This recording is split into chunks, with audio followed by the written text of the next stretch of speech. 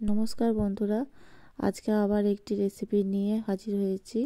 দেখতে পাচ্ছেন আপনারা, এখানে আছে নিরামিষ আলুর দম এবং মটরের কচুরি। আলুর দমের জন্য আমরা বড় বড় করে কেটে রেখেছি আলু, আর ফোড়নের জন্য দিয়ে দেবো তেজপাতা, কালো জিরে আর শুকনো লঙ্কা ফোড়ন। এবার আমরা কড়াইয়ে তেল দিয়ে দিয়েছিলাম, তেল গরম হয়ে গেছে। এবার আমরা তেলের মধ্যে ফোড়নগুলি দিয়ে দেবো। এবার ফোড়নগুলি দিয়ে দেওয়ার পর এর মধ্যে আমরা দিয়ে দেবো একটুখানি আদা। আদা আমরা বেটে দেবো না, একটুখানি গ্রেট করে দেবো, এতে ফ্লেভারটি ভালো আসে। আপনারা বেটেও দিতে পারেন, কিন্তু দেখতে পাচ্ছেন আমি তাড়াতাড়িতে এইভাবে দিয়ে দিয়েছি। এবার এটি একটু নেড়ে চেড়ে নেব এবং তারপর আমরা যে আলুগুলি কেটে রেখেছিলাম সেগুলি দিয়ে দেবো। এবার একটুখানি ভালোভাবে আলুগুলি আমরা ভেজে নেব, একটু লালভাবে ভেজে নেব, যাতে আলুর দমটি তাড়াতাড়ি সেদ্ধ হয়ে যায়। এই রেসিপিটি আপনারা বাড়িতে কিন্তু অবশ্যই একবার ট্রাই করে দেখবেন, আর কমেন্টে জানাবেন কেমন হয়েছে। আলুগুলি একটু লালভাবে ভেজে রাখলে দেখতেও ভালো লাগে এবং সেদ্ধ তাড়াতাড়ি হয়। এর জন্য আমরা এখানে প্রথমেই দিয়ে দিচ্ছি স্বাদ মতো নুন। আপনারা নিজের স্বাদ মতো নুন দেবেন। এখানে নুন দিয়ে দিলে আলু তাড়াতাড়ি সেদ্ধ হয়ে যায়। এবার আরও একটু নেড়ে চেড়ে আমরা আলুগুলি ভালো করে ভেজে নেব, যাতে আলুগুলি তাড়াতাড়ি ভাজা হয়ে যায়। আর যাতে আলুগুলি ভাজতে ভাজতে সেদ্ধ হয়ে যায়, তার জন্য আমরা এখন একটু ঢাকা দিয়ে রেখে দেবো। এরপর আমরা যেহেতু নিরামিষ আলুর দম করছি, তার জন্য দেখতে পাচ্ছেন আমি কিছুগুলি টমেটো কেটে রেখেছি। এগুলি আমি কাটা দেবো না, বেটে দিয়েছি একটুখানি, যাতে গ্রেভিটি ভালো হয়। এর মধ্যে আমি একে একে জিরে গুঁড়ো দিয়ে দিলাম, তারপর দিয়ে দেবো পরিমাণ মতো হলুদ। গুঁড়ো হলুদই ব্যবহার করছি আমি এখানে, গুঁড়ো জিনিসই মানে গুঁড়ো মশলাই ব্যবহার করছি সব কিছু। দিয়ে দিচ্ছি অল্প পরিমাণ ধনে আর মৌরি গুঁড়ো, আর দিয়ে দেবো অল্প পরিমাণ মিট মশলা। গুঁড়ো মশলা ব্যবহার করার জন্য আমি আগে থেকে এগুলো ওই জন্য ভিজিয়ে রাখছি। এবার দিয়ে দিচ্ছি অল্প পরিমাণ সবজি মশলা।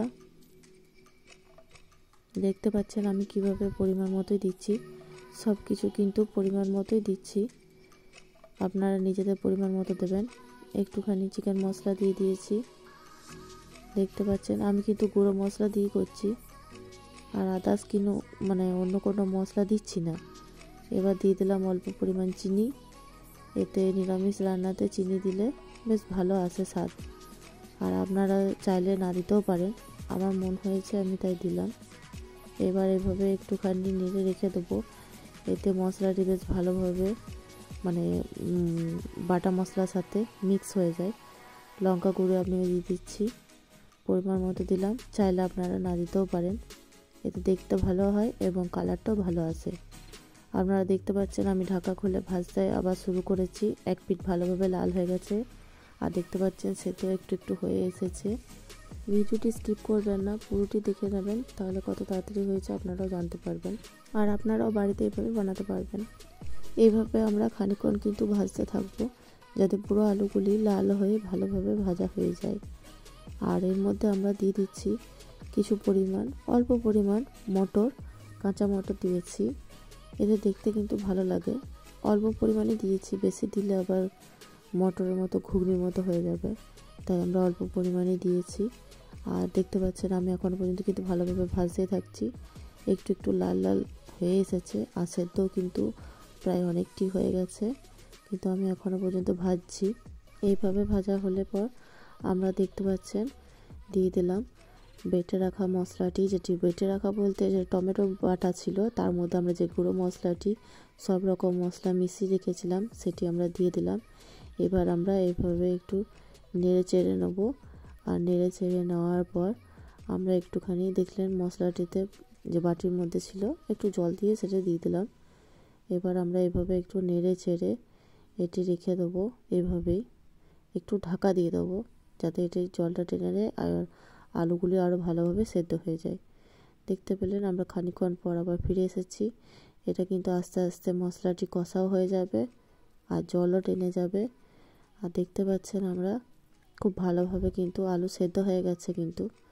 আর মশলাটি এবার হয়ে যাক কষানো, তার জন্য আমরা আবার ভালোভাবে একটুখানি কিছুক্ষণের জন্য ঢাকা দিয়ে রেখে দিচ্ছি।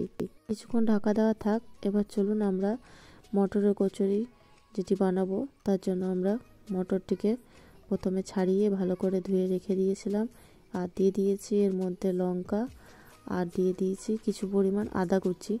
এবার আমরা আস্তে আস্তে মটরগুলি অল্প অল্প করে দিয়ে ভালোভাবে মিক্সিতে পিষে নেব। দেখতে পাচ্ছেন আমাদের বাটা কিন্তু হয়ে গেছে। এইভাবে আমরা একবারে নয় দুবারে আমরা মটরগুলি ভালোভাবে পিষে নিয়েছি। পিষে নেওয়ার পর আমাদের এরকম হয়েছে, দেখতে পাচ্ছেন দেখতে বেশ ভালোই হয়ে গেছে এবং বাটাটিও বেশ ভালোভাবে হয়েছে। আর এর মধ্যে আমরা দিয়ে দেবো অল্প পরিমাণ নুন দিয়ে দিলে ভালো হয়। চলুন রান্নাটি একবার দেখা যাক। আপনারা দেখতে পাচ্ছেন মশলা কিন্তু পুরোটাই টেনে নিয়েছে, আর দেখুন একটুও জল নেই, পুরো মশলা টান টান হয়ে গেছে, একদম শুকিয়ে গেছে। আমাদের এখন মশলা কিন্তু ভালোভাবে কষানো হয়ে গেছে। এখন কিন্তু এই পরিমাণে আলুটিও আমাদের ভালোভাবে সেদ্ধ হয়েছে এবং মশলাও ভালোভাবে হয়ে গেছে কষানো। তাই দেখতে পাচ্ছেন আমরা এর মধ্যে অল্প পরিমাণ ধনে পাতা কুচি দিয়ে দিলাম, আর একটুখানি জল দিয়ে দিচ্ছি। এখানে আমাদের মশলা কষা হয়ে গেছে বলে আমাদের এবার রান্না কিন্তু অলমোস্ট প্রায় হয়েই গেছে। আমরা এর মধ্যে এবার নেড়ে ছেড়ে একটুখানি জল দিয়ে দেবো। জল দিয়ে দিলে আমাদের রান্না পুরোটাই হয়ে যাবে। জল দিয়ে একটুখানি আমরা জাস্ট ফুটিয়ে নেবো লাস্টে। দেখতে পাচ্ছেন আমি কিন্তু খুব বেশি জল দিইনি, কারণ আলু কিন্তু প্রায় সেদ্ধ হয়েই গেছে। তাই আমরা অল্প পরিমাণ জল দিয়ে এবার আমাদের রান্না কিন্তু কমপ্লিট হয়েই যাবে। আপনারা দেখতে পাচ্ছেন আমি বেশি জল দিইনি, অল্প জল দিয়ে রেখে দেবো এবার একটুখানি। এবার দেখছেন জলটি আমি নেড়ে চেড়ে কিন্তু একদম বেশ শুকনো শুকনো করে নিয়েছি।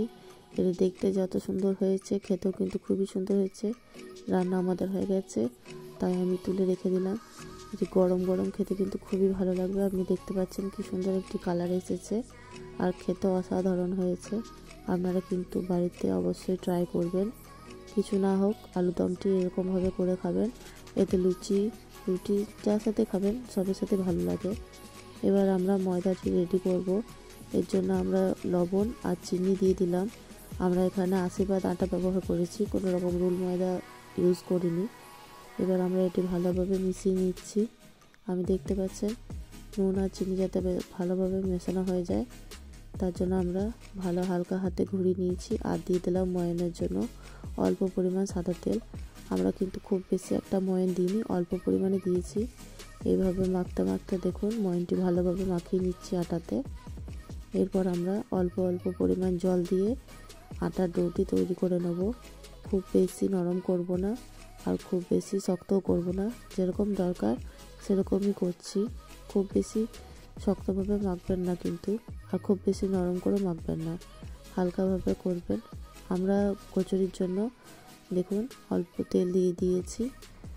আমাদের পুরের জন্য দেখুন বেশি কিছু দিচ্ছি না, আমি জিরে দিলাম এর মধ্যে, আর দিয়ে দেবো বেটে রাখা যে মটরটি ছিল, মটরের পেস্টটি আমরা দিয়ে দিলাম। এইভাবে আমরা একটুখানি নেড়ে চেড়ে যে মটরের পাতলার আছে বাটাটা, ওটা আমরা একটুখানি টাইট করে নেব। এতে কিন্তু টেস্ট ভালো হয়। আপনারা কিন্তু করে দেখবেন বাড়িতে, অবশ্যই ভালো লাগবে। এইভাবে বারবার নাড়তে থাকবেন, দেখবেন আস্তে আস্তে জলটি ঠিক মরে যাবে। ভিডিওটি যদি ভালো লেগে থাকে একটি লাইক অবশ্যই করবেন এবং চ্যানেলটি সাবস্ক্রাইব করে নেবেন, আর কমেন্ট করে জানাবেন যে আপনাদের এই ভিডিওটি কেমন লেগেছে। দেখতে পাচ্ছেন এইভাবে কিন্তু নাড়তে থাকতে হবে, নয়তো তলা থেকে কিন্তু ধরে যাবে, আর ধরে গেলে একটা বাজে গন্ধ চলে আসবে, পোড়া পোড়া ভাব চলে আসতে পারে। আমাদের দেখুন আটা মাখা চলছে। আটা কিন্তু আমরা খুব নরম করে মাখবো না, তাই আমরা কিন্তু অল্প অল্প পরিমাণ জল দিয়ে মাখছি, আর জল দিয়ে অল্প পরিমাণে মাখতে হবে আস্তে আস্তে। দেখুন এটি টান হয়ে গেছে অনেকটি। এবার আমরা এটিকে আরও ভালো করে নেড়ে ছেড়ে দেখুন একদম শুকনো শুকনো হয়ে গেছে, আর কিন্তু কোথাও লাগেনি। এবার আমরা এটিকে একটি পাত্রে তুলে নেব। এবার তুলে নিয়ে দেখেছেন কত শক্ত শক্ত হয়েছে, কিন্তু কোথাও পোড়া পোড়া ভাব হয়নি। এবার আমাদের আটা মাখা হয়ে গেছে। এবার আটার মধ্যে আমরা একটুখানি অল্প পরিমাণ তেল দিয়ে দিলাম, আর তেল দিয়ে একটুখানি নেড়ে চেড়ে আবার রেখে দেবো এভাবেই। এতে রাখলে আটার কিন্তু যখন লই কেটে নেবো তখন ফাটবে না, বেশ ভালোভাবেই থাকবে। দেখতে পাচ্ছেন, আপনারাও কিন্তু এভাবেই তেল দিয়ে একটুখানি রেখে দেবেন, শেষে ভালো হয় এতে। দেখতে পাচ্ছেন খুব একটা শক্ত হয়নি, খুব নরমও হয়নি। চলুন, আমাদের লই কাটা হয়ে গেছে, এবার আমরা পুর ভরবো। আপনাদের দেখিয়ে দিচ্ছি কিভাবে পুর ভরতে হয়। এভাবে একটুখানি গোল গোল করে ঘুরিয়ে আস্তে আস্তে, খুব বেশি পাতলা করে দেবেন না, এভাবে একটুখানি অল্প অল্পভাবে পুর দিয়ে এভাবে একটু একটু দেবেন। আর মোড়ার টাইমে কিন্তু আপনারা ভালো করে খেয়াল রাখবেন যাতে একটু ওপরে ফাঁকা না থাকে কোনোভাবে, পুরোটি যেন ভালোভাবে ভেতরে থাকে, যাতে আমাদের বেলতে গিয়ে ফেটে বেরিয়ে না যায়। দেখতে পাচ্ছেন আমি কি সুন্দরভাবে করেছি, আপনারা এইভাবে করবেন। চলুন একটি বেলে দেখানো যাক আপনাদের। একটুখানি তেল দিয়ে বেলবেন। দেখতে পাচ্ছেন আস্তে আস্তে চাপ দিয়ে দিয়ে বেলছি, এতে কিন্তু যাতে মশলা বেরিয়ে না চলে আসে, তাই আমি আস্তে আস্তে চাপ দিয়ে বেলছি। দেখতে পাচ্ছেন খুব বেশি কিন্তু মোটা করিনি আর খুব বেশি পাতলাও বেলিনি, এইভাবে হালকা হালকা করে বেলে বেলে আমি নিচ্ছি। দেখতে পাচ্ছেন প্রত্যেকটিতেই ভালোভাবে হয়েছে বেলা। এবার আমরা কড়াইয়ে তেল রেখে দিয়েছিলাম গরম করতে, তেল গরম হয়ে গেছে। এবার আপনাদের দেখাচ্ছি একটি ভেজে। দেখুন আপনারা কি সুন্দরভাবে ভাজা হয়েছে, আস্তে আস্তে দেখুন কি সুন্দর ফুলে গেল। এভাবে কিন্তু ফুলে যাবে প্রত্যেকটি।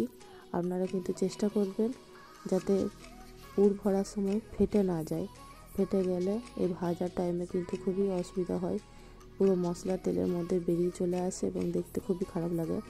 দেখুন কি সুন্দরভাবে ফুলেছে। চলুন আমরা এইভাবে একে একে করে সব বেলে নেব এবং আপনাদের দেখাবো শেষে যে কেমন হয়েছে। এইভাবে আস্তে আস্তে বেলবেন। দেখুন কি সুন্দরভাবে ফুলছে, আর একটুও কিন্তু মশলা কোথাও বেরোয়নি। দেখতে পাচ্ছেন আপনারা খুব ভালোভাবে হয়ে গেছে আমাদের মটরের কচুরি। একটা সবুজ সবুজ ভাব, দেখতে খুব সুন্দর লাগছে। দেখুন প্রত্যেকটি আমাদের হয়ে গেছে। আপনারা কিন্তু বাড়িতে অবশ্যই ট্রাই করবেন এবং জানাবেন কেমন হয়েছে।